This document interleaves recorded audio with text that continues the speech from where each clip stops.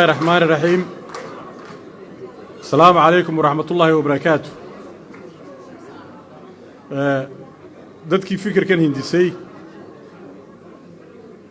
iyo intiina ka shaqaysay intiina soo qaban qaabisayba aad iyo aad baan idinka mahadnaqaynaa. meel yar fog baan ka imi Liverpool, safar dheer baan u soo galay, waxaananu ku nimi talaanu ku nimi madaxda xisbiga ee UK telefoon baan isku wareysanay, hoggaankiina waanu wada hadalay, markaa go'aan xisbi baanu ku nimi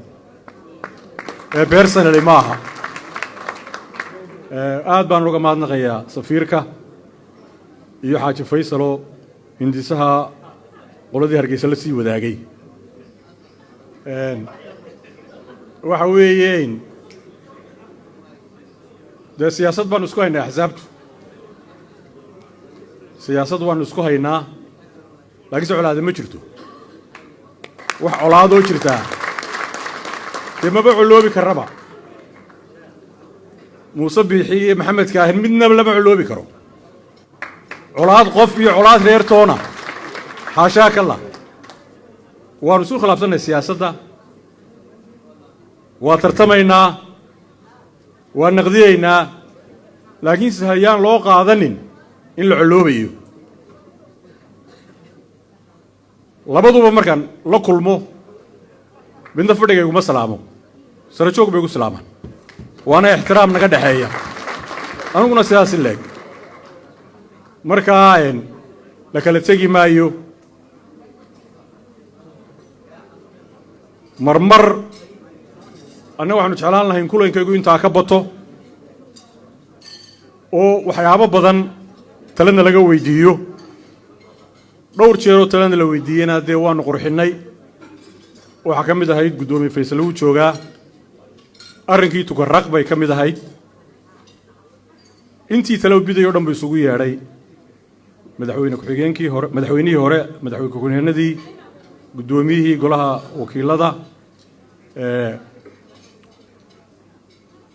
يرك بدن وكله علي خليف يا حزابته هل كانوا دقنينا ويستاكت هل كانوا دقنينا ويستاكتوا وطار دليسي إن محابيسي لسلاف صدو وحكلو مدحوينه نوغو يري أرين يرو أمغشين أرور با تضبطي أرور نمو من يقدومي فيصل يرك بدن وكله اللي مدحوينها يدون إياه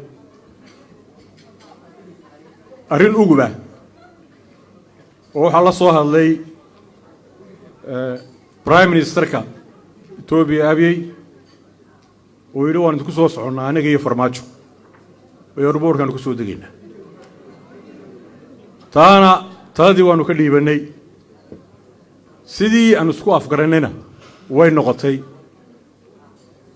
وحنو يرتبينا أون إن أنت كسي بدتو ووحي ناشنالا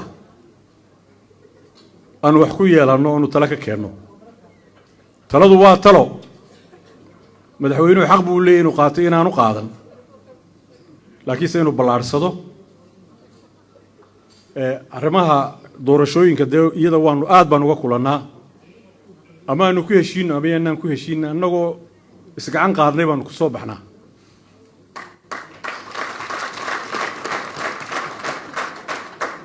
ayaantiisu ka ay dambeysay أنا فيصل يركب عنو هين تلا نوسو تشيدني المري ما يسيبوري لكن سوحنا نقعد سنة يوان دو فيها جيري ما نصعد عليه يسي دعية هل كيف نقول دعيني دعاء دي كلامنا بخيل بدون ما ندين لا هاي وترتن سياسة ذات ترتن قبيل معها يعني سيدا الله يدون كدين ترتن قبيل معها إلهي مدح بينو كبرنا يستي أن مصنابين مركع عليس وكي مادو وحن حسوستا الله نحرستي عبد الرحمن أحمد علي أنت قريقا لوغو دعي أيها قاريقي سيحوق لكل صبح وانكحهم غير كي قاعد نمك صبح مو مصنابين طلعي مو أوران reerkiisuna kalarkana ma qabsan waxaan dawaa madaxweynihiinii idinku baa saxeebay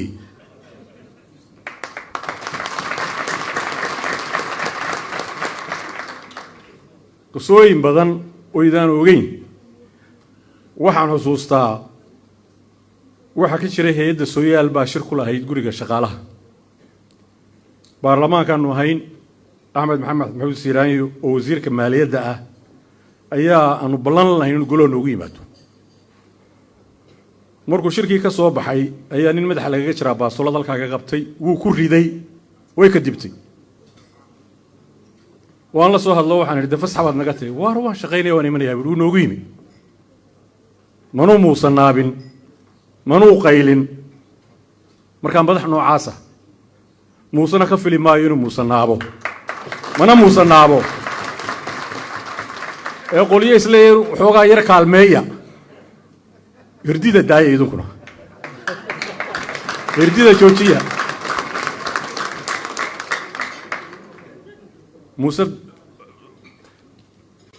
ma aha ninba siduu doona u arko nin qabiil ku dhaata ma aha nin qabiil ku faanana ma aha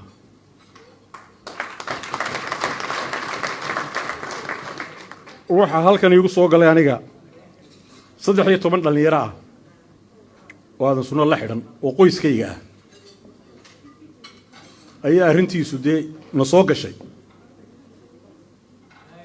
waanu u tagnay waxaanu idhi madaxweyne 13 nin waxaanu kaa doonaynaa inaad cafido waa yahay buu ka soo shaqeeyay arrintii way suuroobi weyday waxa la isla qaatay in dariiqii la maro oo inamadii raxfaan loo qaado raxfaantii mana socota xaafadaydu umay qaadan inamadaasi inuu qabiil u xidhay ee ku kaca cidina may odhan waxa weeye wuu dhaca gafku oo maxkamadaheenu de way gafaan waa bani aadam waa arkaysaanoo dee ninaan dan yara ayaa 700 kun lagu xukumay maxkamad baa xukuntay laakiinse waxa weeye in taa laga hadlo oo la yidhaah judgmentka caynkaasi waa very harsh laakiinse ninkaa qabiil loo eriyan maayo sidaa 13 inaan xaafadayda la soo xidhay baan qabiil loo eriyanayn isagana qabiil loo eriyan maayo ee waxa weeye waxaan u aragnaa anagu waa miscarriage of justice ama aqoon darro sharciga ka jirta ama loo yaro wanaagsan u waayay ee nin yaani qabiil looga aargoosanayo maaha kuwa xaafadayda 13 imika u socoto rafaantuna waxaan qabaa inaan qabiil looga aargoosanayn qabiil loo xidhin marka waxa weeye idinku anaga dheeraynin anaga na daba socda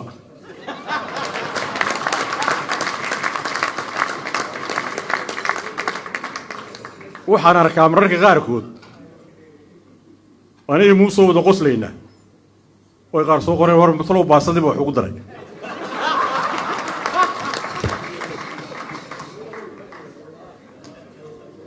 baasa wax la isugu daree danta naga dhaxaysa ka weyn wax walba wisanu ogyahay inaan ogahay waa tartamaynaa la soo hambayn maayo baarlamaanka waa aragteen axsaabtu marka wada hadlayso meel baa la isla gaadhayaa kulul haddana anagoo gacmaysaysanaanu ka soo baxnaa idinkana taasaa la idinka filayaa nin walba xisbiga ku jirta taageer axsaabtu way idin baahan tahay tala idinka baahan tahay hanti bay idinka baahan tahay taageera laakiin saa ku caloobina waxaan uga gudbayaa arrimihii doorashada muddo dheer bay noo socotay welina waxbaa ka qabiyaa waxyaabaanu ka cabanaynaa way jirtaa haddii la isla garto oo garasho lagu dhameeyana waa wanaag haddii sharciga lagu dhameeyana waa wanaag laakiinse waxaa naga go'an faysallo waa kaa doorashada in waqtigeeda inoogu dhacdo ayaa naga go'an waxaa jira arrimo galbeedka ka taagan iyo arrimaha bariga ka taagan yaan la dheersanin innagaba yaan la odhanin yani maxay samayn karaan waxa weeye qofka cadaalad darrada tirsanaya ama dee waa wax dhaba ama waa perception uu qaatay inuu cadaalad ka maqan tahay mar walba qancin buu u baahan yahay mar walba in la dhegaysto oo la qanciyo oo hadduu khaldan yahayna laga qabto hadduu saxan yahayna lagu raaco lama ignoor gareeyo haddaad ignoor garayso 4 qof 5 qof 6 qof oo baxu qoriya qaatay way kugu fidaysaa inabada 4 baa baxay loo oran jiray 4 taan jirta dawlad miyay ridi karaan waa in la xalliyaa oo loo dhiga nuglaada xukuumadda oo kaliya maaha dhammaantiin bayna saarantay lama dhaylsado waxa weeye inuu dadku kala aamuso inuu dadku kala ooto inuu dadku kala shakiyo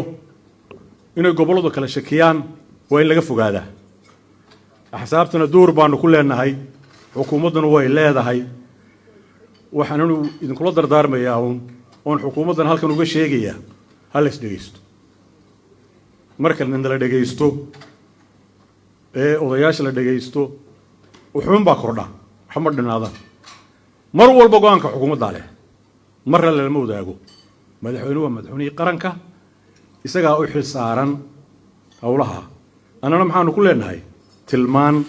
iyo toosin xeerkaana noo ogol liisan baanu haysanaa axsaab qaran baanu nahay part of the state ayaanu nahay part of the state not the government part of the state baanu lacagtii qaranka axsaabta lagu kabaa oonu iskaga bixinaa kirooyinka oo miisaaniyadda ku jirta waa cashuurtii markaa we are part of the state stateka yani ma dul hahaabayno part and parcel of the state baanu nahay annagana waajib baadna lagu leeyahay waajibkaana lagu leeyahay waxa weeye inaan wixii aanu doonayno si salmiya u doonano inaan dadka la kicin inaan dadka la kala shaqaysiin waa arkaysan maalin dhaweyto oo malaadaraad bay ahayd oo la furayay mashruucii solarka labadii oday isu qoslaaya oo isa salaamaya